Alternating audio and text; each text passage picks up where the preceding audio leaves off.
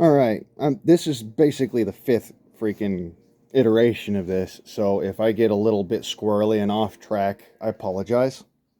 Just real quick, because I've gone over this about 4 or 5 times. So it's starting to frustrate me because my cell phone is a potato. And so bear with me. John at Active Self Protection. Sir, I want to point out a few things about the comment that I just recently made on one of your videos. Um, you said a couple of things that kind of got under my skin, and it's okay, it's fine. I wanted to point out that nobody's perfect, okay? Nobody is, but most assuredly, that is because we all try to poke at other people and say that, yeah, you're doing it wrong. You're doing it wrong when it's a reality of, dude did the best that he could. That person did the best they can. I'm doing the best I can. I mean, I tried. Okay, I'll walk you through this real quick. Before I go into any of it, I carry, just like anybody that should, quality gun, quality holster. Okay? Not just a rinky dink old cheesy cheeso. Real quality gun, real quality holster. We agree on that. So that's completely buy on the bullshit. But let's go through what you call bullshit on me for. Blaine, I don't think you actually got into your dad's gun safe at the age of 8 years old. Well, I was 8 years old in 1996. Back then, the the Excelsior Browning model was one of the top tier best gun safes ever. 100%. One of the best gun safes on the market. It was a bolt down gun safe. You couldn't just take it away and walk it away. It was big. It was heavy. It had 3 different types of locks on it. It had a combo lock. It had a freaking, that was one of the first biometric locks. And it had one of the little ring key locks, with the circular lock with all the different around the outside of the mouth of the lock. That's how I bypassed that. With a Bic pen and a lighter. Get the end of the Bic pen hot, squish it in, let it set up, turn. Took me 6 seconds to get into that particular gun safe. Now, before you say, oh, well, that's not a real gun safe, we've made leaps and bounds of extra best special all way better gun safes than there were back then. That's such old technology. Okay. Everybody knows that you can bypass a biometric lock with nothing more than a gummy frog. Everybody knows that combination locks can be hacked. What you may not know is that gun safe that my dad got had all 3. And the lock that was bypassed when all of those guns were actually stolen out of it was the combo lock. It wasn't even the key lock or the biometric lock. It was the combo lock. They drugged my dog with some turkey. Turkey. Not super special opioids or nothing like that. Just gave the dog some turkey, let him go to sleep. This is over the time where my dad was at work, I was at school, my mom was at work, nobody's at the house but my dog. Drug the dog with turkey. And there you go, free access to the whole house. For hours.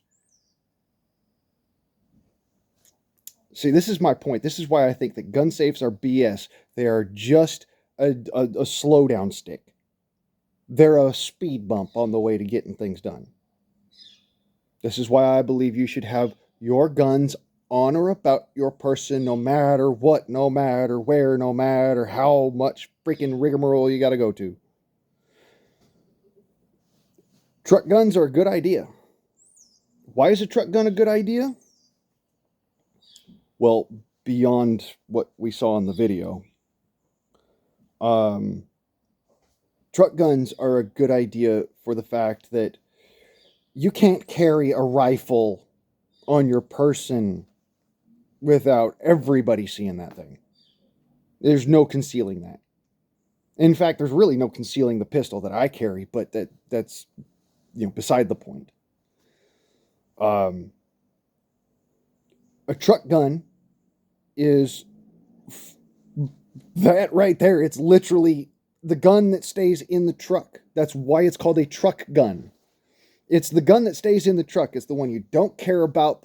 You could lose it. You could beat it all to hell. You could break it.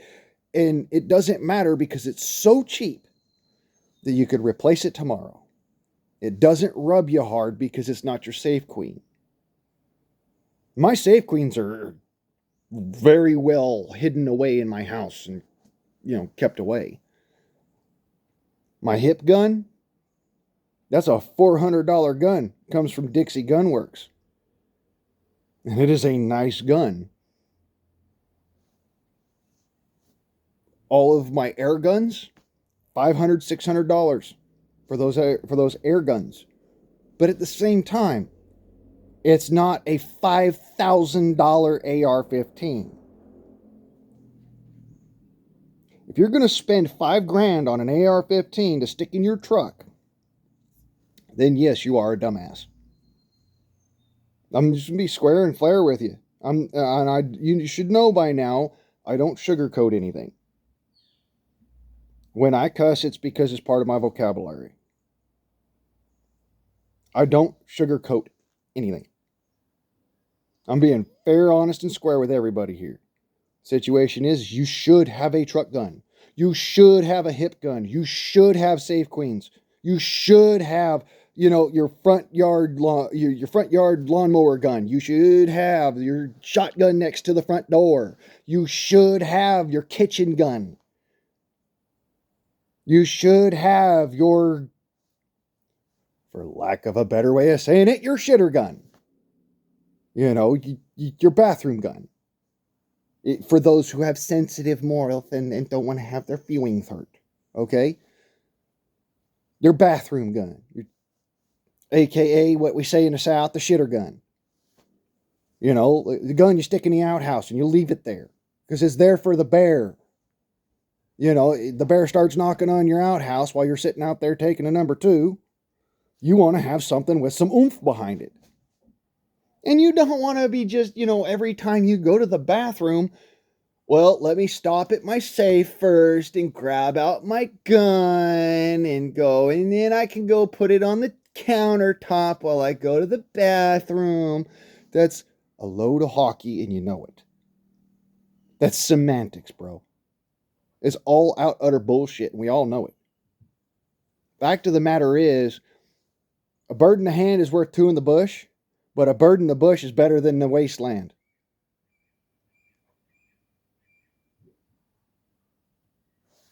Plain and simple.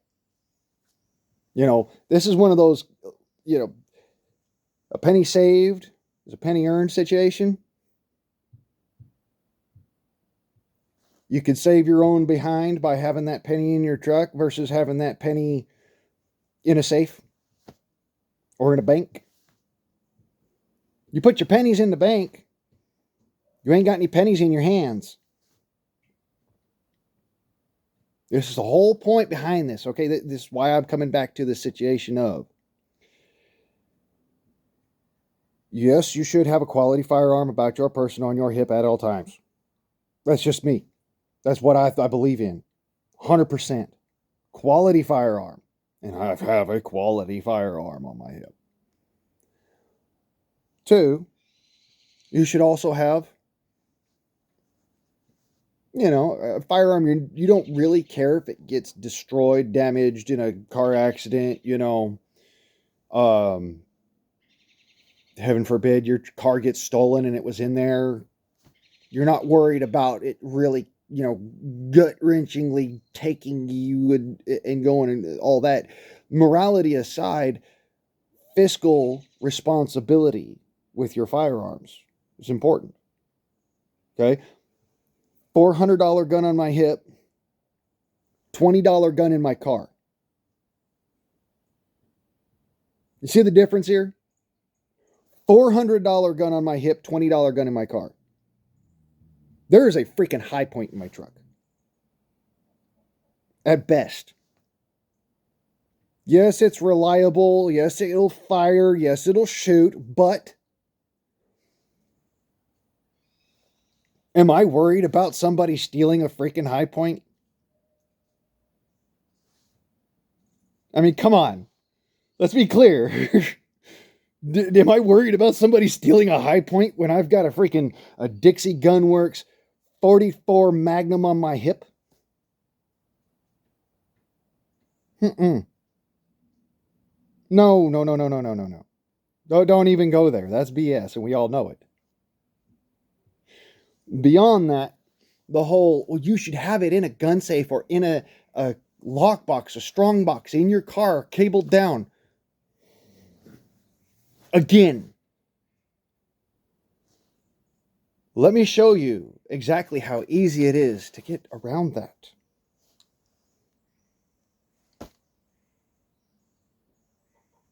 Laws mean nothing to criminals. Your strong box, your lockbox means nothing to a criminal. An oxyacetylene or an oxypropane torch and that strong box is gone. Your gun is gone with it.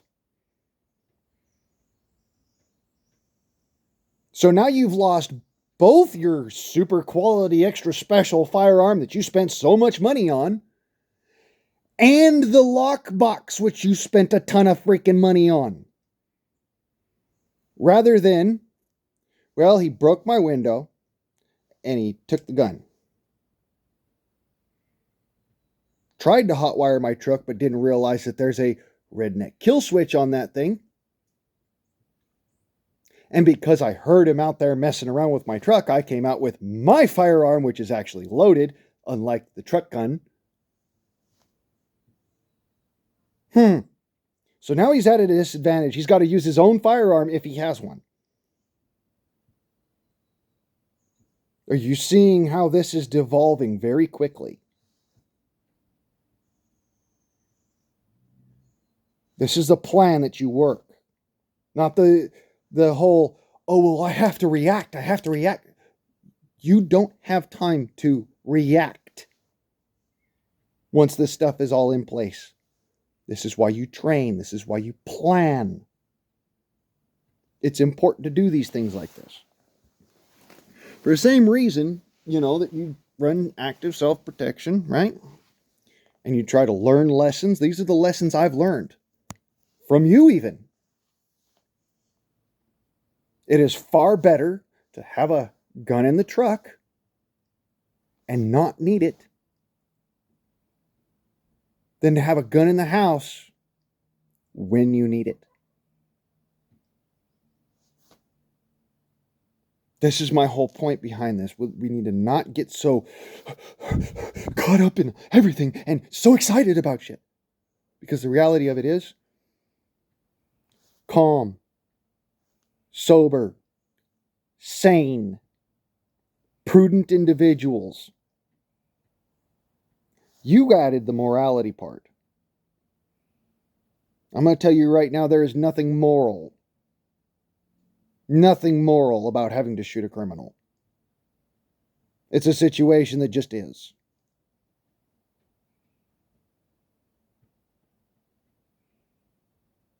Sane, sober, I'm all about that. Fine. Absolutely. Prudent, this is prudence in action. Having a firearm staged where you know you can run to it quickly to get it. Let me put it this way. My air rifle for dealing with the rats in my backyard, 20 feet away from me. My pistol on my hip. My other air rifle inside next to the freaking front door. My other air rifle inside next to my bed. My freaking other firearms inside next to my bed. I don't have kids, but doesn't matter either way. If you have a gun safe, the kids know exactly where your guns are. If you don't have a gun safe, more than likely, they're going to have to look a little bit because you're constantly moving them things around so that they don't know where they are. I learned this lesson when I was a little kid. My dad, before he got that gun safe, I never knew where my guns were, let alone his. The moment he had that gun safe, I knew where my guns were. I knew where his guns were. They were all in the same place. And they all got stolen out of that gun safe by a tweaker who drugged my dog with turkey. This actually happened, as did breaking into that gun safe with a Bic pen and a lighter. Now, when I was growing up, we had this TV show called MacGyver. Some of you might remember it. Some of you probably don't. But the reality of it is, MacGyver would have been proud of me that day. Because I literally picked up the pen that was sitting on top of the gun safe, next to the lighter sitting on top of the gun safe, popped out the freaking inkwell in the inside of it with my teeth, lit the lighter, roasted the end of the Bic pen, and undid the lock.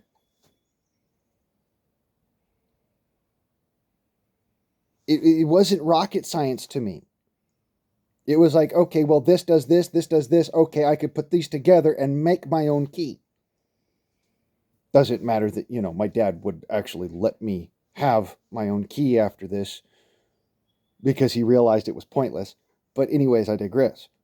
The fact of the matter is that I broke into a Browning model Excelsior, which is really top of the line freaking gun safe back in the day, with a Bic pen and a lighter at the tender age of 8 years old. Now, I'm one of those, I'll freely admit, I'm one of those weird geniuses genius, for those of you who are that way about words, autistic like me. I'm one of those weird genius that as a very young man, knew how to make black powder, knew how to make nitroglycerin, knew how to make fulminating mercury as a little kid, knew how to make perchlorates as a little kid. That same year that I broke into that freaking gun safe, I helped to rebuild, didn't do it all by myself, helped to rebuild a Dodge Dart Swinger 2 from 1969. I was a little bit of a weirdo, a prodigy, if you say. So I understand, okay, yes, your skepticism is okay, it's understandable. But the reality of it is, our kids nowadays are actually really freaking wicked smart because they have access to the internet, they have access to all this, and they can go do those things and research it all and learn it themselves. So the reality of it is that by putting all of your guns in the same place, you're only making it worse. You're literally sticking all of your guns in the same place and saying, here's all my guns, take them.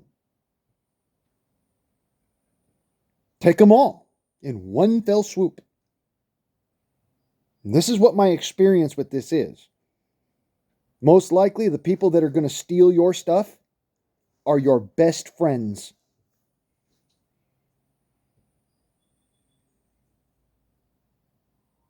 Guarantee you that.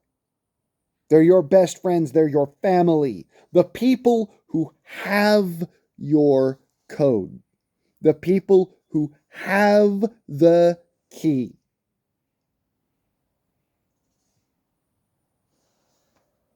Not the people that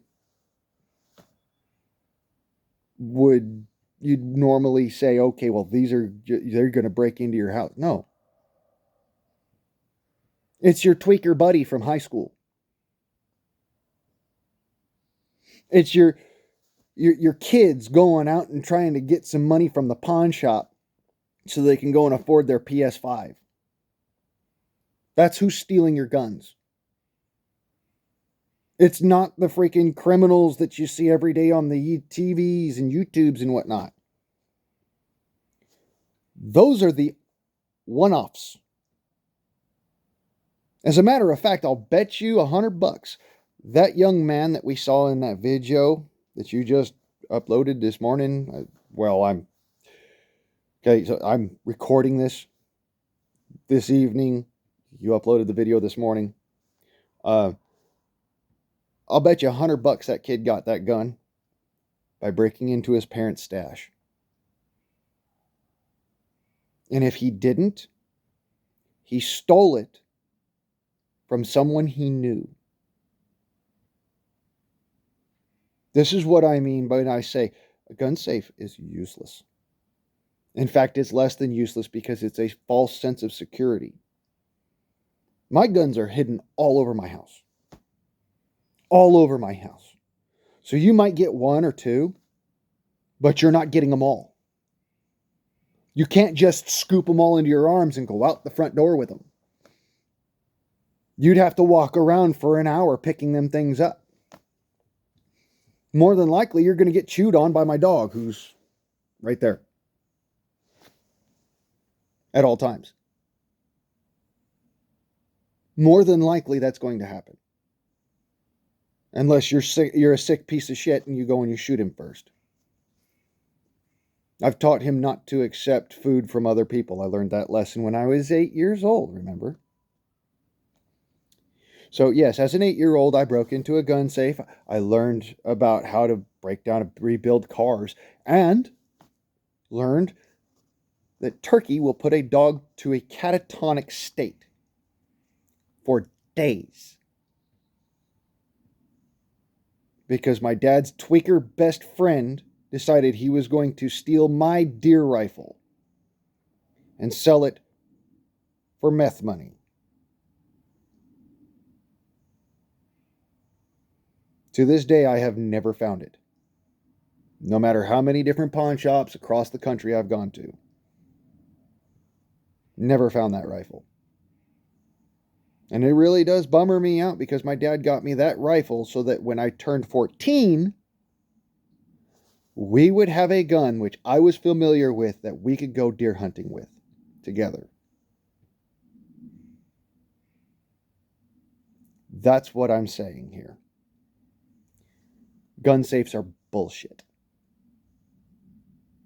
Your truck gun is a great idea because it's cheap, because it's freaking useful when you need it. And otherwise, it's just there. This is why I say that, nobody's perfect. Absolutely nobody is. And we all need to stop the whole Monday morning quarterback saying, well, you shouldn't do this. No, why did you do this? Why did you do this? So that I can learn of a good way to maybe make my particular preparations better. Because I can see how effective it was. So, John, if you watched this video, and I hope to God you did, because this was directly aimed at you, and your opinion on the young man who literally saved his father's life because he staged his gun in his truck. And you said that that was a bad idea. So, I hope that you watched all the way through. And that you figured out that I'm not against you. Rather, I'm trying to help you to shoulder the idea of learn from it. And not just what your bias says that you should learn from it, but what did you learn from it other than that? What could you learn from it other than that? Like, for instance, your bias states that you would never put a firearm into your vehicle as a staging area, possibly for your defense in your own front yard. If you say your firearm, your nice Staccato or your GX9 decides to gum up on you, or doesn't run right, you get a malfunction, that you get a sticky cartridge malfunction, which makes it impossible for you to run that gun. Now you don't have a gun. Versus, okay, well, this gun is absolutely useless, it's a brick, I'm going to throw it, and I'm going to grab the gun out of my truck, because that's another gun I can stack to. And then that gun gets me to my next gun, which gets me to my next gun, which gets me to my next gun. These are valuable lessons that people have learned by freaking having them written in their own blood. And this is why I think it's important that we both pay attention to this. I think, personally, that the young man made the best decision he could have by staging that firearm in a truck that looks like it doesn't move. Looks like, doesn't necessarily mean it doesn't. It just looks like it doesn't move. You see how this works? It's just one more in the stack. I'm sure he has one in his daily driver. I'm sure his dad has one in his daily driver. That does not mean that they had access to those, but they did have access to the one in the Weekend Warrior. You see where this is going? It's little tiny tidbits of what can save your behind because you added them. It's not your be all and end all. It's your additions that make every little piece of the puzzle work together. Thank God in heaven that gun was in that truck. Because if it wasn't, Dad would be dead. Young man would be dead. An old lady would be dead. Because the young man would have turned and ran towards the house to try and get second gun. Maybe lock the feller out, unfortunately leaving his father and the old lady from across the street to their fate. This is why I carry a firearm with an extra cylinder. Black powder firearm, but it's still pretty much the same effectiveness. Black powder firearm with an extra cylinder. I have guns staged all around my house, not just in a gun safe. And I practice every single chance I get to understand how to be lethal with them. Not just scary. Anybody could be scary with a gun. It takes a lot to be lethal with one. It takes actively understanding that you are going to end up killing someone or something with that gun. And choosing to make that split-second decision anyways. Even though you know it's going to hurt later. Even though you know that it's not something that should be desirable. It's just rather a necessity of life. To protect life, sometimes we have to take it. I don't like it. I really don't. But the reality of it is, you're not putting the cat back in the bag. It's like, same thing with guns and nukes and knives and all that. It's all the same to me. It's all the same. You're not putting it back in the bag. Like I said, if you got all the way to the end of this and you heard my op-ed and you're like, okay, well, this guy knows what he's talking about, go ahead and give me a thumbs up, I guess. And hopefully I actually helped you rather than just seeming like that asshole on the internet, Mr. I'm super autistic, and so sometimes I do come across as a perfect prick. I'm not perfect, nobody is. We all make mistakes. Hell, I've made a lot of mistakes in my life. But I'm big enough of a man to accept that I've made those mistakes. And I move forward to try and be a good person genuinely. This is why why I always turn around and says, you cannot says that somebody is lesser than just because of one decision or two decisions or three decisions. There's no inherently bad or good person. There are inherently bad or good decisions. You've got to try to make good decisions. This is Yo Guardsman, and hopefully I helped you. I'm out.